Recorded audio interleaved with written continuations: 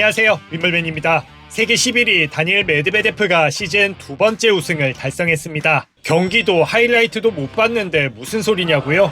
네, 기권승을 거뒀습니다. 결승 상대였던 세계 25위 탈론 그릭스푸어가 왼쪽 햄스트링 부상으로 아예 경기에 나서지 못했습니다. 그릭스푸어는 이번 대회 16강에서 2번 시드 알렉산더 부블릭, 8강에서 6번 시드 야쿤 맨식, 준결승에선 5번 시드 안드레이 루블레프까지 강자들을 잇따라 꺾으며 기세 좋게 결승 티켓을 따냈는데요. 그러나 준결승에서 당한 부상을 회복하지 못해 결국 결승 자체를 포기했습니다. 그릭스푸어는 시상식에서 아침에 병원에 가서 여러 검사를 받았는데 문제가 심각하다는 결과를 받았다면서 결승은 물론 앞으로 몇 주간 경기에 나서지 못할 것 같다고 아쉬움과 그리고 관중들에게 미안함을 전했습니다. 이로써 메드베데프는 지난 1월 ATP 250 브리즈번 대회 우승 이후 한 달 반 만에 투어 통산 23승을 달성했는데요. 의미가 큰 우승입니다. 메드베데프는 그동안 22번의 우승을 각기 다른 도시에서 일궜는데 2023년에 이어 올해 다시 두바이 대회 정상에 오르며 커리어 최초로 같은 대회에서 두 차례 우승하는 기록을 세웠습니다. 지난달 호주 오픈에서 올해 30살이 됐는데 구체적인 목표가 있느냐는 질문에 메드베데프는 이렇게 말했었는데요. But now my goal is to win a second title somewhere in the city where I already won. It's a clear goal. I'm saying it out loud. I'm not sure to achieve it.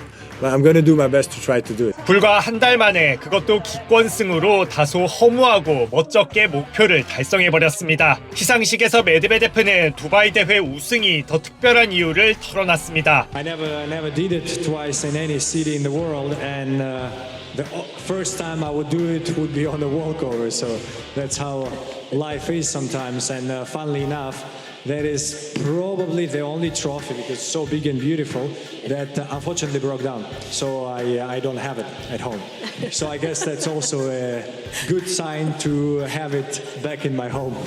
메드베데프는 2026년 첫 대회를 우승하며 기분 좋게 시즌을 출발했으나 호주 오픈 16강 탈락에 ATP 500 로테르담과 도하 대회에선 조기 탈락에 쓴맛을 봤는데요. 이 과정에서 공이 둥글지 않은 것 같다며 공품질에 다시금 불만을 쏟아내기도 했습니다. 또다시 침체기에 빠지는 건가 싶었는데 그 시간은 길지 않았습니다. 일찌감치 두바이에 도착해 대회를 준비해 보니 본인 스스로 감각이 너무 좋아서 좋은 한 주가 될 것 같다는 느낌을 받았었다는데요. 거기에는 빠른 코트 표면도 한몫했습니다. 메드베데프는 하드코트, 특히나 코트 표면이 빠른 곳에서 강점을 드러내는 선수인데 올해 두바이 대회는 예년보다 코트 속도를 더 높였다고 합니다. 코트 표면이 다른 대회보다 빨랐던 브리즈번, 두바이 대회 모두 정상에 오르며 기복은 있지만 자신의 장점과 강점은 찾아가는 모양새입니다. 2023년 5월 ATP 1000 로마 대회 우승 이후 2년 넘게 정상에 서지 못했던 메드베데프는 결국 지난해 9월 8년을 함께한 질세르바라 코치와 결별했는데요. 이후 토마스 요한스, 로안 괴츠케를 영입했는데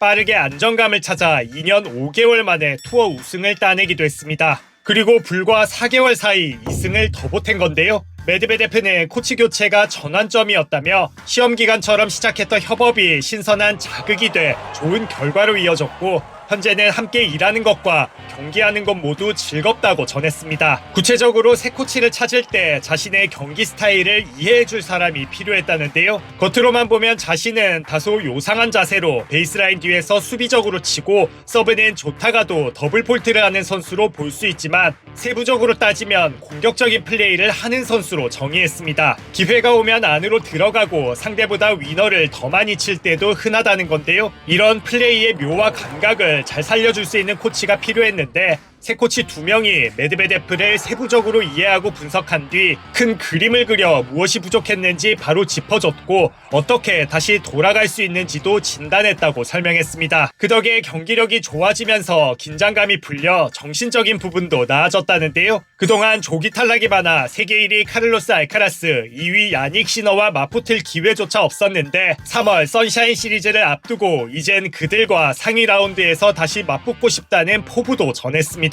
한창 침체기에 있을 당시 메드베데프는 알카라스와 시너에 대항하기 위해서는 공을 좀 더 세게 칠 필요가 있다고도 말했었는데요. 다만 현재 투어 대회마다 공 브랜드가 다르고 특히 전반적으로 코트 속도가 느린 데다 공 품질도 떨어져서 이런 상황에 공 파워를 높이는 게 쉽지 않다고 토로했었는데 일단 코칭 스타일, 훈련 방식 변화로 방향을 틀면서 돌파구를 찾아낸 모습입니다. 빅3와 새로운 빅2 탓에 90년대생 선수들은 낀 세대로도 분류되지만 그 틈에서도 메드베데프는 세계 1위와 메이저 우승을 모두 경험한 선수죠. 그만큼 메드베데프가 좀 더 살아나야 투어 보는 재미도 한층 높아질 듯합니다. 오랜만에 톱10 진입을 눈앞에 두고 선샤인 시리즈로 향하는 하드코트 스페셜리스트 메드베데프. 본인의 포부대로 알카라스, 시너와 우승 타이틀을 놓고 맞붙는 모습을 볼 수 있을까요? 여러분은 어떻게 생각하시나요?